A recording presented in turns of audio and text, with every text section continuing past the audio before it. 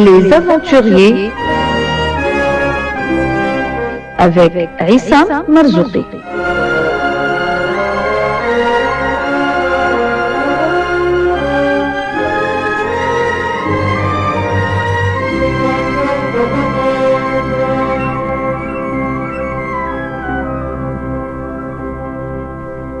Aujourd'hui, Errol Flynn.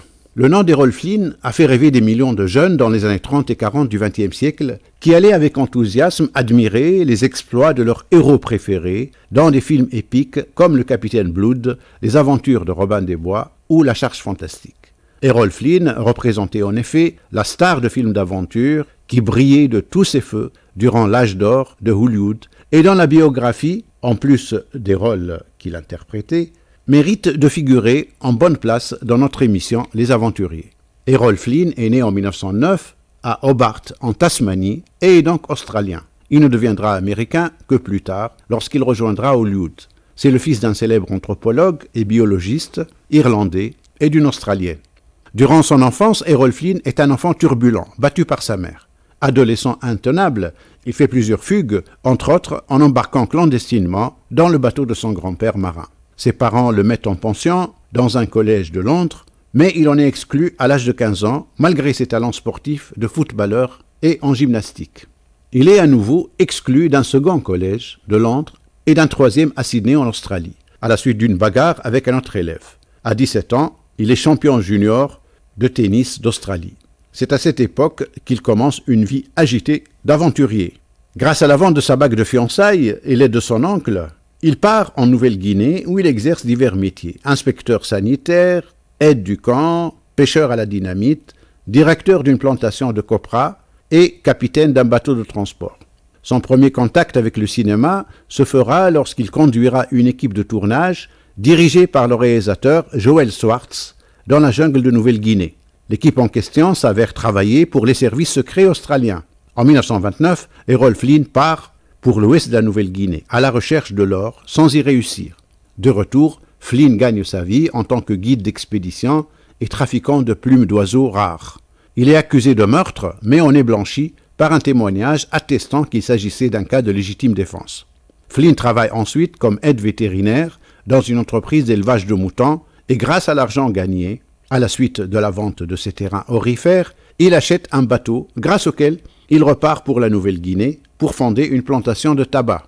Entreprise à nouveau condamnée à l'échec. Il devient alors correspondant au Sydney Bulletin avant d'être contacté pour tourner dans un film sur les révoltés du Bounty en 1933 à Tahiti. Le rôle de Fletcher Christian sera le premier rôle d'aventurier que Flynn jouera au cinéma.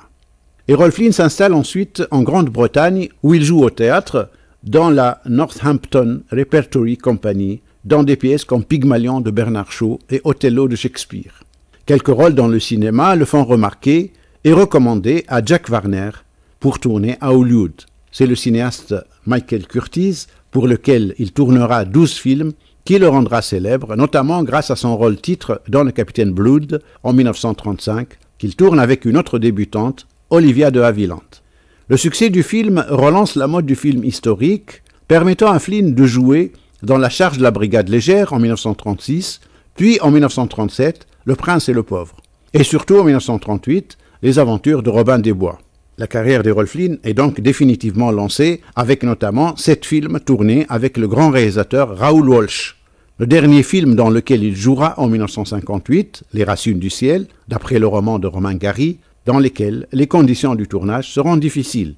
Bagarre entre le réalisateur John Huston et Errol Flynn, qui les mènera tous deux à l'hôpital, chaleur tropicale excessive, alcoolisme avancé de Flynn, dysenterie et malaria qui touchent l'équipe de tournage. Errol Flynn mourra d'une crise cardiaque en 1959 à l'âge de 50 ans. Beaucoup de controverses ont accompagné la vie de la star, entre autres celle d'avoir travaillé pour le compte des nazis, accusation démentie par un de ses biographes, d'autant que les opinions de l'acteur étaient plutôt progressistes puisqu'il a été partisan des républicains pendant la guerre d'Espagne, puis grand admirateur de Fidel Castro pendant la révolution cubaine. Il disait à son propos « Pour une fois qu'il existait un vrai Robin des Bois dans le monde, j'ai voulu faire sa connaissance ».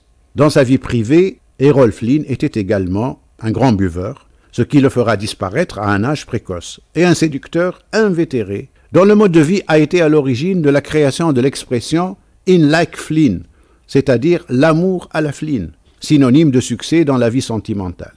Il se maria à 3 reprises et était par ailleurs un sportif accompli, et posséda plusieurs voiliers, pratiqua la boxe, la gymnastique et le football, et était joueur de cricket à Hollywood. Son fils, Sean, que Hollywood destinait à remplacer son père, notamment en jouant le rôle du fils du capitaine Blood, disparaît au Cambodge en 1970. Errol Flynn raconta sa vie dans son récit autobiographique Wicked Ways, publié en 1959 et traduit en français sous le titre Mes 400 coups.